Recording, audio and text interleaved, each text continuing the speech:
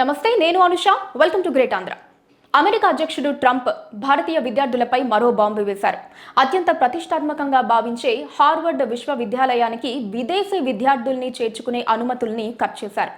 సాధారణంగా వీసాకు అప్లై చేసుకునే వాళ్ళు యూనివర్సిటీ ఇచ్చే సర్టిఫికేషన్ చూపిస్తారు. ఇలా సర్టిఫికేషన్ ఇచ్చే అర్హతను హార్వర్డ్ యూనివర్సిటీకి రద్దు చేసింది అమెరికా. ట్రంప్ అధికారంలోకి వచ్చిన వెంటనే యూనివర్సిటీకి ఇవ్వాల్సిన $2.7 బిలియన్ ఫెడరల్ నిధుల్ని నిలిపేశారు. ఇప్పుడిలా విదేశీ విద్యార్థుల్ని చేర్చుకోనివ్వకుండా అడ్డుకట్ట వేశారు. గత విద్యా సంవత్సరంలో హార్వర్డ్లో 6,008 మంది విదేశీ విద్యార్థులు చదువుకున్నారు. వీళ్లలో భారతీయులు 788 మంది. ఈ ఏడాది కూడా దాదాపు 800 మంది హార్వర్డ్లో అడ్మిషన్ పొందారు. ఇప్పుడు వీళ్లకు అమెరికాలో అడుగుపెట్టే అర్హత లేదు. అమెరికాలో వీళ్ళు చదువు కొనసాగించాలంటే మరో యూనివర్సిటీకి మారాలి లేదా అడ్మిషన్ క్యాన్సిల్ చేసుకోవాలి. హార్వర్డ్లో మాత్రం చదవలేరు.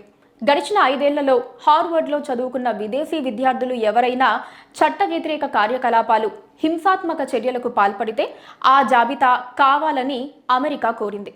దీంతో పాటు మరో 5 కండిషన్లు కూడా పెట్టింది. 72 గంటల్లో వీటికి హార్వర్డ్ సమాధానం ఇవ్వాల్సి ఉంది. కొన్నాళ్లుగా హార్వర్డ్పై తీవ్ర విమర్శలు చేస్తున్నారు ట్రంప్. చైనా అనుకూల విధానాల్ని అనుసరిస్తోందని, గాజాలో యుద్ధానికి వ్యతిరేకంగా జరుగుతున్న నిరసనల్ని ప్రోత్సహిస్తోందని, అమెరికా వ్యతిరేక ఉగ్రవాద అనుకూల చర్యలకు కేంద్రంగా మారిందని ఆరోపిస్తున్నారు. మరోవైపు అమెరికాలో ఉన్న భారతీయుల్ని ప్రభావితం చేసే రెమిటెన్స్ ట్యాక్స్ పై కాస్త వెనక్కు తగ్గారు ట్రంప్. ఆయన ప్రతిపాదించిన వన్ బిగ్ బ్యూటిఫుల్ బిల్ యాక్ట్ను అమెరికా ప్రతినిధుల చట్టసభ ఆమోదించింది. అయితే ఇంతకు ముందు ప్రతిపాదించిన 5% పన్ను కాకుండా దీన్ని 3.5%కి తగ్గించింది. వచ్చే ఏడాది జనవరి 1 నుంచి ఇది అమల్లోకి వస్తుంది. ఇకపై అమెరికాలో ఉన్న విదేశీయులు ఎవరైనా తమ దేశానికి డబ్బు పంపిస్తే దానిపై 3.5% పన్ను చెల్లించాల్సి ఉంటుంది. అమెరికాలో 2023 నాటికి 2.9 మిలియన్లకు పైగా భారతీయులున్నారు.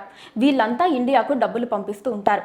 వచ్చే ఏడాది నుంచి అలా పంపించే డబ్బుపై వీళ్ళు అమెరికాలో ట్యాక్స్ చెల్లించాల్సి ఉంటుంది. అమెరికా పౌరులకు ఈ పన్ను నుంచి మినహాయింపు ఉంది. మరోవైపు కెనడా కూడా భారతీయ విద్యార్థులపై సీరియస్గా దృష్టి పెట్టింది. భారతీయ విద్యార్థులకు ఇచ్చే స్టడీ పర్మిట్లలో దాదాపు 31% కోత విధించింది. ఈ ఏడాది తొలి త్రైమాసికంలో కేవలం 30,640 పర్మిట్లు మాత్రమే ఇచ్చారు. గతంతో పోల్చి చూస్తే ఇది 31% తక్కువ. ఇకపై ఇదే విధానాన్ని పాటిస్తామని కెనడా ఇమిగ్రేషన్ డిపార్ట్మెంట్ ప్రకటించింది. 2 ఏళ్ల నుంచి అంతర్జాతీయ విద్యార్థుల సంఖ్యను గణనీయంగా తగ్గిస్తూ వస్తోంది కెనడా. భారీ స్థాయిలో వలసలు జరుగుతోన్న నేపథ్యంలో విద్యార్థులకిచ్చే పర్మిట్ల విషయంలో కఠిన నియంత్రణ పాటించాలని ఆ దేశం కూడా భావిస్తోంది.